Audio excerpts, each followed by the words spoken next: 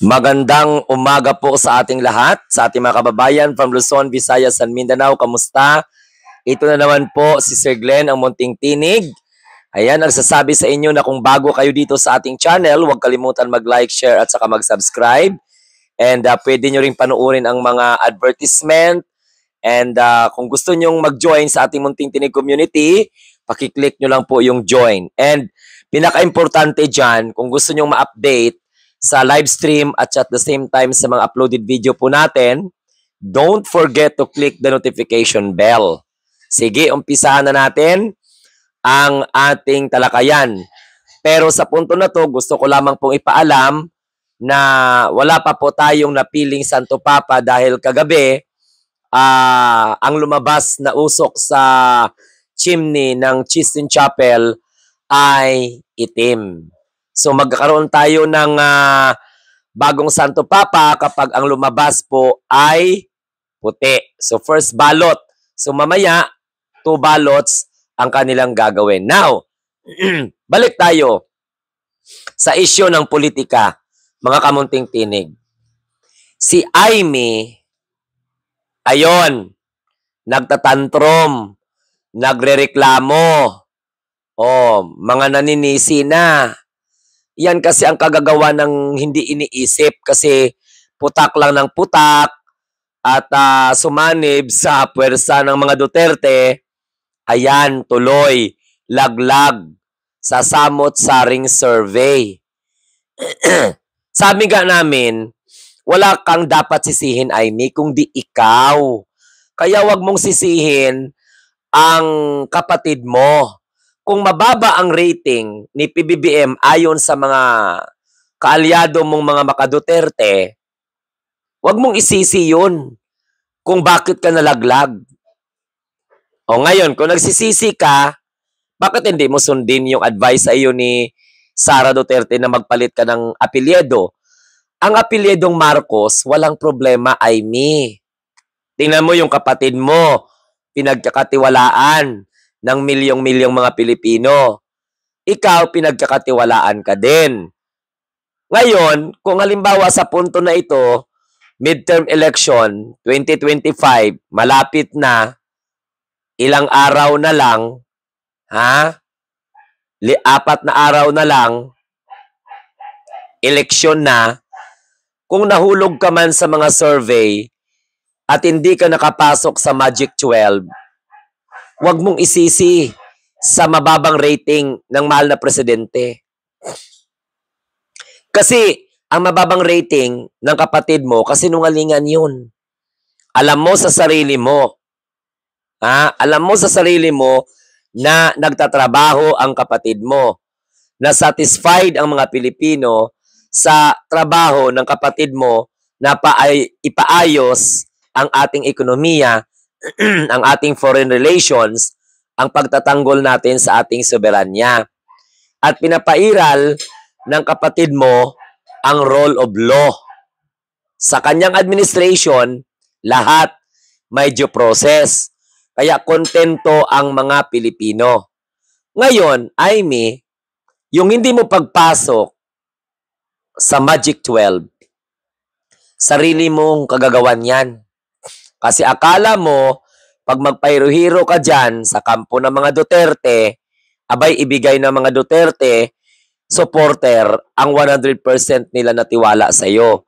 Hindi mo ba alam na kinakampanya ka nila na huwag kang butuhin? Katulad din ng pagkakampanya namin ng mga loyalista sa pamilya mo.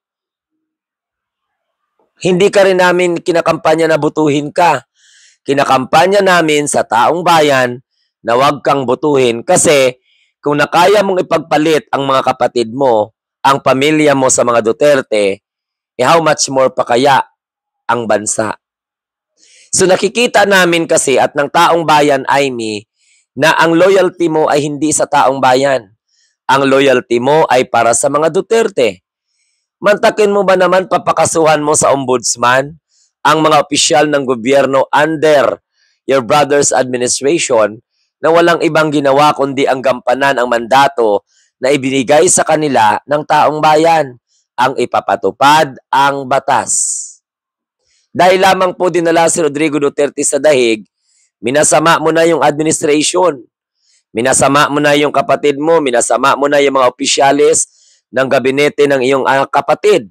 So paano kapag kakatiwalaan ng mga Pilipino? Nagtatanong nga kami, anong nangyari sa iyo? Ha? Ngayon, kung sinasabi mo sa media na nakakatulong ng malaki ang mababang rating ni PBBM kaya hindi ka nakapasok, abay problema mo na yun. Naniwala ka sa mababang rating ng kapatid mo Naniwala ka na mas mataas ang rating ng gustong pabagsakin ang kapatid mo, na gustong gawa ng masama ang kapatid mo, na gustong agawan ng upuan bilang Pangulo ang kapatid mo.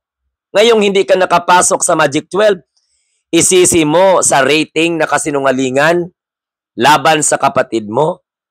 So anong pumasok sa utak mo? Kaya nga, ganito po yun.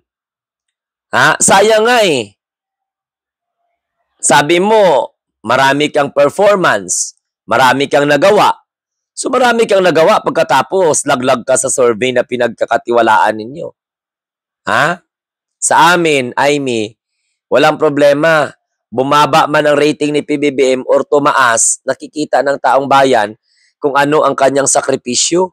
Kung paano siya kumuha ng mga taong tutulong sa kanya para iangat ang estado ng ating bansa, iangat ang pamumuhay ng mga Pilipino sa kasalukuyan at sa susunod pa na henerasyon. Dahil ang mga proyekto, programa ng gobyerno ay hindi lamang po pangmandalian ang epekto, long-term effect. Dahil yan po ay tatak Marcos na panerbisyo.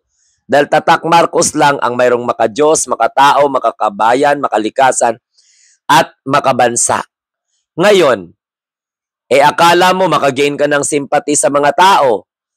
Akala mo kapag mamasamain mo ang administration ng kapatid mo, pag-initan mo ang opisyal ng gobyerno under your brother's administration, mamahalin ka na ng taong bayan. Actually, sinuka ka ng mga loyalista, sinusuka ka pa ng mga Duterte supporter.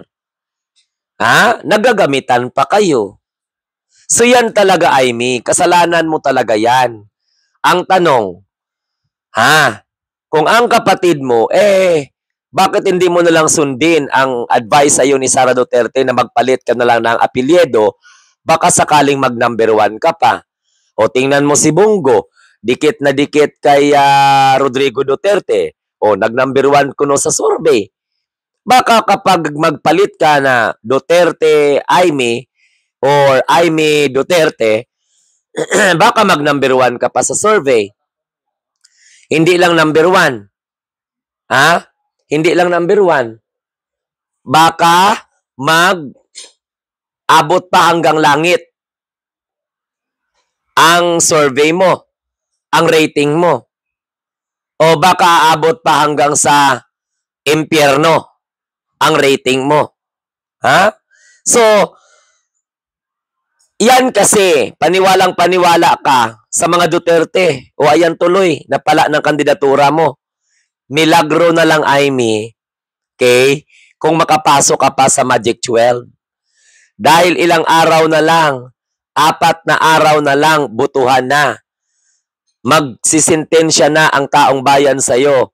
Lalong-lalo na ang milyong-milyong mga Pilipino na aprobado ang ginagawa ng kapatid mo. Okay? Na aprobado sa puso, sa isip, sa salita at sa gawa ang mga pinagsisikapan at pinaghihirapan na maggampanan na trabaho ng kapatid mo. So ikaw, ano? So ang pagkababa na sinasabi nila na rating ng kapatid mo na kasinungalingan,